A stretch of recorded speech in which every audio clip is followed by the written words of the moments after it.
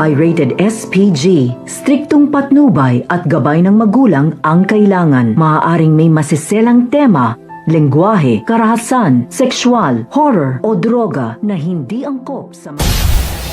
Welcome back mga ka-episode plus at narito mga dapat nating abangan dito nga lang sa abot kamay na pangarap kung saan tinawagan nga nito ni Doc Benitez itong si Zoe at binabalaan na nga siya natigilan na nga ang pakikipagsabuatan dito nga sa mami nga niya dahil natatakot siya na mabisto nga siya nito nila Doc Tanyag at kapag nga nagising na nga raw itong si Lolo Pepe ay posibilidad na ituro nga siya na isang suspect kaya naman nang sinabi nga nito ni Zoe ay alam naman na nga niya ang kanyang kapalaran at hindi na nga rin niya alam ang gagawin nga rin niya kaya may humihingi siya ng tulong dito nga kay Doc Benitez na pagtakpan na nga lang siya sa kabilang banda naman nga ay isasagawa na nga nito nila Justine at ni Eric kanilang pinaplano laban nga rito nga sa Apex posibilidad nga kaya na sila ang humila pababa sa Apex upang sa gayon nga sa paghihiganti nga nila sa pamilya Tanyag. Ano nga kaya ang masamang pinaplano nga nito na mag-ama na si Justine at si Eric